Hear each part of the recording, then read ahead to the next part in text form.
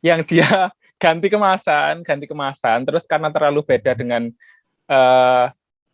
kemasan yang sebelumnya, penjualannya jadi turun di New Zealand. Gara-gara orang-orang nggak tahu kalau misalnya itu tuh brand itu gitu loh.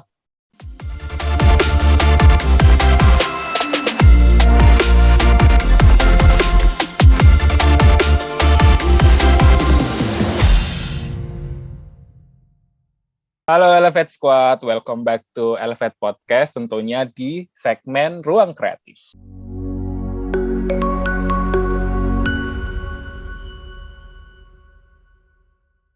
Hai Elevate Squad, selamat datang di segmen Ruang Kreatif, di mana kita akan membahas banyak hal seputar dunia kreatif, mulai dari branding, marketing, desain, dan masih banyak lagi.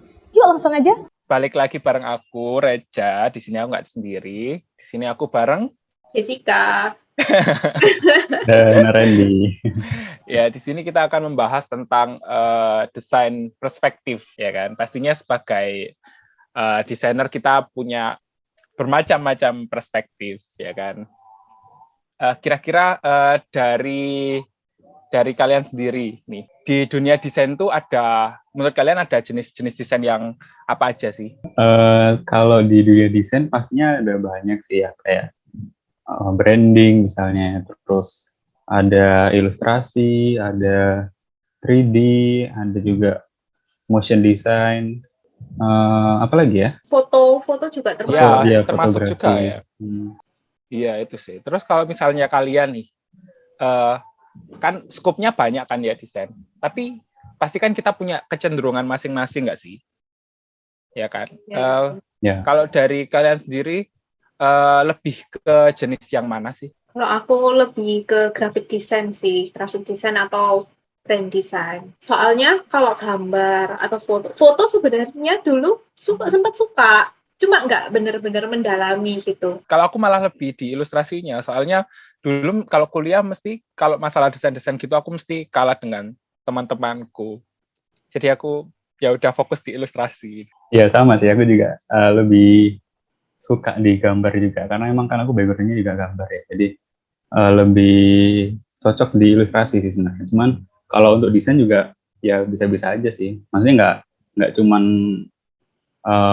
di ilustrasi tok gitu, tapi yang lain juga masih bisa lah. Dengan kata lain, Randy ini ngomong, Cak, kalau Randy ini serba bisa. Ya enggak juga sih.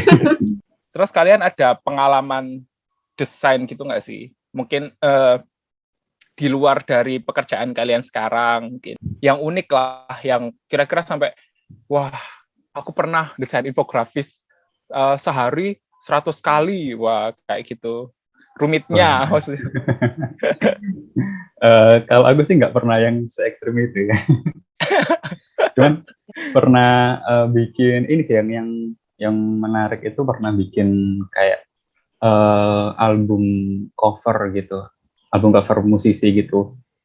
Wah, siapa tahu. Dan itu di apa ya, konsepnya kayak ilustrasi ala-ala Art Deco gitu sih. Jadi cukup menarik juga sih, kan emang aku sukanya di ilustrasi, terus dapat kerjaan yang kayak gitu tuh cukup menarik juga. Dan stylenya juga kan unik gitu ya. Art Deco kan kayak line art gitu kan. Jadi iya. Menarik aja sih. Kalau dari aku itu sih. Kalau kamu apa? Kalau di aku tuh dulu aku pernah desain kayak infografis gitu, infografis yang nyambung lah. Kan sekarang di Instagram kan bisa kayak slide gitu kan, bisa kayak slide gitu. Terus dulu kalau misalnya aku bikin infografis itu kayak cuman sehalaman itu harus udah masuk semua materinya. Tapi di saat itu aku desain infografis itu dua slide. Dan menurutku itu suatu pencapaian terbesar aku saat itu. Karena aku bisa menggabungkan slide ini dan slide ini. Itu kayak pas diginiin itu nyambung gitu loh. Terus aku kayak, wah keren sih aku. Padahal kalau misalnya mau dibandingkan dengan sekarang ya itu nggak ada apa-apanya gitu loh. Cuman menurutku itu berkesan banget gitu loh. Karena itu emang pertama kalinya aku bikin desain yang bisa nyambung slide gitu. Aku ada lagi juga nih ya, bangga. pengalaman desain yang cukup menarik itu Ini cukup baru juga sih, mungkin sama Jessica Nah, juga ya, bikin filter Instagram. Oh iya, Iya, itu kan wah itu. kayak bener-bener apa ya, itu kan di luar kebiasaannya. Kita kan kalau bikin desain kan ya di Illustrator, di Corel gitu-gitu kan. Kalau filter itu kan bener-bener baru gitu kan, pakai sistemnya juga beda kan. Jadi ya itu cukup menarik sih, sama kasusnya kayak Jessica tadi juga. Mesti lihat di YouTube, mesti cari-cari tutorial gitu-gitu. Tren desain yang lagi marak saat ini tuh yang kayak gimana sih? Trend desain ya. Hmm, Kayaknya mungkin yang model-model kayak 3D gitu kali ya. Kan banyak tuh kayak apa ya? Ada ilustrasi misalkan di website atau di aplikasi gitu kan, ada kayak ilustrasi model 3D-nya gitu kali ya. Kalau yang aku sering pernah tahunya sih kayak gitu sih. Aku juga pernah sih desain yang 3D campur tulisan itu juga lagi tren. Dan aku suka desain yang itu. Kamu bikin pakai aplikasi apa aja? 3D-nya? Oh, 3D-nya enggak. Aku 3D-nya nyari di Freepik. Kirain bikin sendiri. Terus langsung tak cropin 3D-nya. Terus aku desain di Corel. Aku Corel user. Maaf, AI user. Tapi tren desain ini kan bisa berubah kan tiap tahun. Nah, kadang brand ini bisa tetap eksis dengan mempertahankan karakternya. Tapi kan juga kadang perlu nggak sih menurut kalian mereka itu tetap mempertahankan atau ada yang merubah gitu, berubah tentang mengikuti tren gitu? Kalau dari aku sih, menurutku untuk mempertahankan identitas mereka, mereka tetap harus pakai identitas mereka. Tapi mungkin bisa juga digabungkan dengan tren yang lagi marak lah akhir-akhir ini. Cuman ya mungkin tetap harus ada unsurnya mereka sendiri buat ngeluarin ciri khasnya mereka gitu loh. Kalau jadi enggak nanti kan dikira siapa brand ini kok benar-benar beda total gitu ya. Iya. Kan pernah nggak sih yang gitu. Kan pernah kayak kasusnya Minute Maid, ya kan? Minute Maid.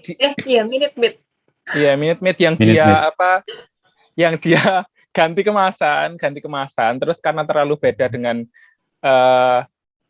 kemasan yang sebelumnya, penjualannya jadi turun di New Zealand. Gara-gara orang-orang nggak tahu kalau misalnya itu tuh brand itu gitu loh. Kira brand yang niru-niru dia mungkin ya. Mungkin KW ya. Gitu. Si KW-nya. Iya. Jadi emang perlu kalau emang kita mau niru ya atau mau ngikutin tren gitu ya, mestinya diperhatiin juga sih kira-kira masih nyambung nggak sih sama identitas awalnya kita gitu. Kalau misalnya mau ikut tren juga ya silakan aja, cuman ya harus dipertimbangkan itu tadi sih. Tapi meskipun ngikutin tren ini, style desain ini, tapi kan tren desain ini nggak selalu baru gitu, ya nggak sih? Kadang kan kita juga waktu ngedesain, oh ini tuh desain-desain yang udah lama gitu loh. Tapi kita tuh dikemas lagi, jadi kelihatan fresh, jadi kekinian banget gitu. Padahal sebenarnya kayak desain ini tuh udah dulu banget, ya nggak sih? Ya, ada kayak biasanya style-style vintage gitu ya. Yang retro-retro gitu ya. Itu kan sampai sekarang juga masih sering dipakai. Terus kalau kalian ini, style desainnya kalian ini gimana? Kan pasti beda-beda. Kalau kamu Cak gimana? Style desainmu nih gimana? Yang rejak banget gitu. Kalau dari aku sendiri sih, aku fleksibel sih. Kayak apa ya? Sampai sekarang itu aku nggak punya kayak style tersendiri gitu loh. Cuman aku lebih nyaman saat aku desain yang lebih simple gitu loh. Intinya simple yang kayak cuma foto dikasih tulisan atau apa yang simple yang indah minimalis lah istilahnya. Iya, yang minimalis gitu. Aku nggak punya. Kalau di aku sih lebih suka style yang ala-ala ilustrasi gitu sih. Jadi di desain itu kayak dikombinasiin sama ilustrasi gitu. Lebih ke yang casual gitu lah. Terus biasanya kalian ini kalau misal cari sumber inspirasi desain nih, itu di mana? Cari ide-ide? Nyari ide-ide, kalau aku sih biasanya di Behance. Tahu Behance kan ya? Tahu Ren. Ya, Behance, terus di Dribble juga kan ada, di Gimana? Pinterest juga. Dribble, Kalau itu nggak tahu aku. dulu nggak tahu. Ya itu kayak Dribble tahu sih, cuman belum pernah buka aja. Iya. ya semacam Instagram gitu sih, tapi ya isinya desain-desain aja gitu. Terus di Pinterest juga kadang cari idenya lewat situ juga. Banyak sih sebenarnya. Instagram juga sebenarnya ada banyak juga kan inspirasi-inspirasi desain-desain gitu. Iya, kan sekarang banyak akun-akun kayak apa ya, tentang art gitulah pokoknya, Ya, tentang kayak gitu kan desain. benar-benar seneng sih liatnya. Kalau kadang mereka yang bikin ilustrasi gitu, duh bagus ya, kayak bikin Iya, tipografi Ya. bisa kayak gitu, terus warnanya ngecat gitu, aduh keren sih. Tapi nggak bisa. bisa diambil palet warnanya ya. Iya Ya bener-bener. bisa. Iya sih, kalau dari aku sendiri aku jarang cari inspirasi desain sih. Soalnya aku lebih ke mending dengerin musik terus kayak mikir sendiri gitu. Tapi kalau emang benar-benar buntu banget, aku pasti buka Pinterest sometimes. Kalau enggak ya cukup Instagram aja, dan itu pun cuman kayak scroll biasa gitu. Kalau emang nggak dapet ya udah tetap mikir sendiri lagi. Aku Original. menyerahkan semuanya padaku. Tapi nggak bisa Warang sih aku. aku. Pasti nggak tahu ya. Kalau aku selalu ngeliat Behance, Pinterest. Terus kadang free pick pun itu kan juga banyak. Bikin poster-poster atau dan lain-lain itu. Betul. Nah, itu aku inspirasinya juga dari free pick itu juga. Ya, ngomongin soal style desain nih. Sekarang kan banyak juga kan kayak perusahaan-perusahaan baru kayak startup juga yang mereka itu juga butuh desain untuk bisnis mereka gitu loh. Nah, bahkan nggak sedikit dari mereka itu juga merangkap menjadi desainer sendiri untuk bisnis mereka, ya kan.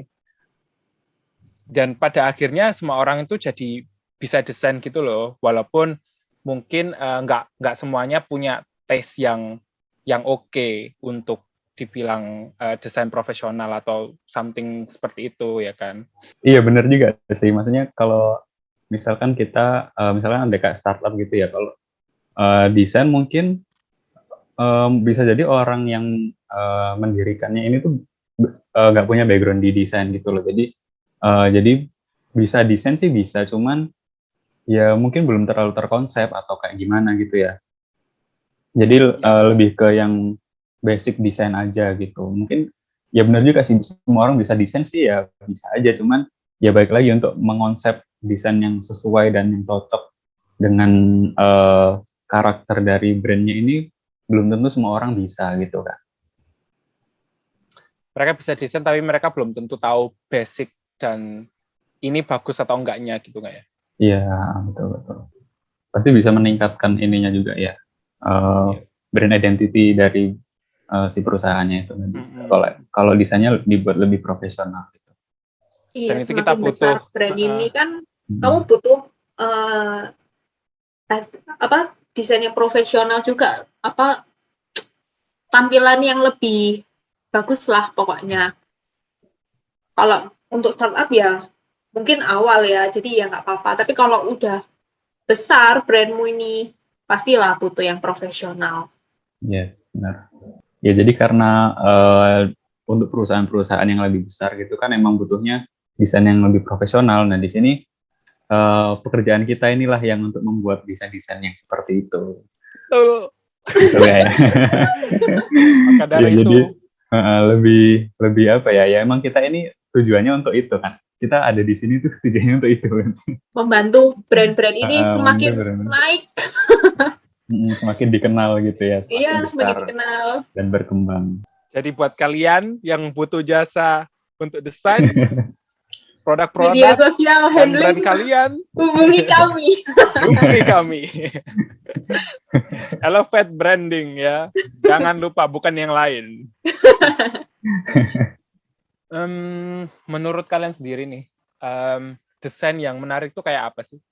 Desain yang menarik itu, kalau menurutku ya, desain yang menarik itu desain yang sesuai gitu loh, sesuai dengan konteksnya. Jadi misalkan ada brand kayak perusahaan korporat yang resmi gitu ya. Terus kalau desainnya di sini kayak yang apa ya, fun atau yang lucu-lucuan gitu, ya sebenarnya kalau dilihat dari desainnya sih nggak jelek, cuman nggak nyambung aja gitu kan sama sama karakter dari si brandnya gitu. Jadi emang desain itu harus menyesuaikan dengan karakter dari si brandnya ini. Jadi nggak bisa asal comot yang bagus gitu ya.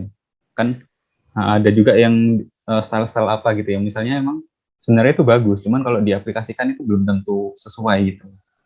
Berarti emang menarik di sini itu relatif ya. Jadi Iya benar. nggak semuanya itu bisa dinilai bagus atau jelek, tapi apa menarik, cara mereka untuk menunjukkan menarik ini relatif. Tergantung klien juga kan. Kadang menurut orang ini bagus, menurut klien A ini bagus, tapi menurut kita kadang kita merasa kok kayaknya kurang ya gitu. Tapi kan makanya tes orang itu beda-beda. Jadi kita itu juga menyesuaikan juga kan. Nggak selalu apa yang kita bilang bagus itu harus semua orang itu bilang bagus. Kadang apa yang kita bilang jelek itu nggak bagi semua orang itu, oh ya ini jelek gitu loh.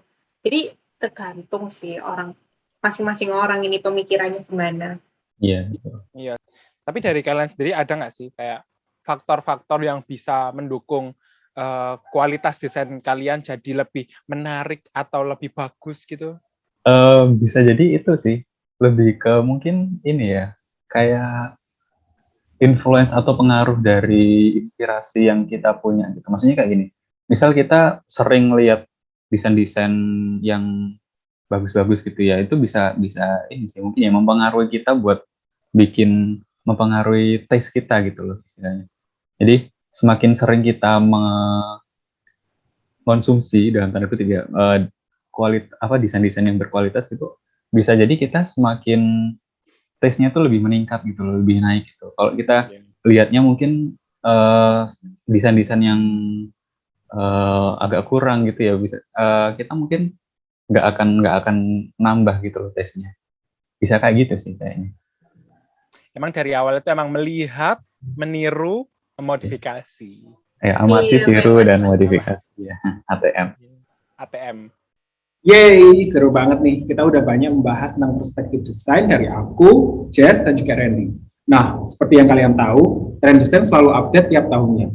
Dan sebagai brand owner yang ingin terus berinovasi, penting banget nih untuk eksplorasi desain dari sisi style, font, warna, dan lainnya.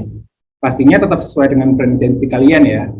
Apa kalian sudah cukup puas dengan desain brand kalian saat ini? Atau kalian masih mau bereksplorasi dan berinovasi lagi? Komen ya di bawah. Thank you udah nonton Elevate Podcast sampai habis. Kalau ada topik atau hal-hal yang ingin kita bahas, bisa share di komen ya.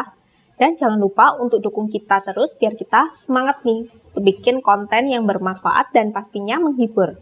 Dengan like, komen, dan subscribe. Oh ya, jangan lupa untuk share ke teman-teman kalian ya. See you!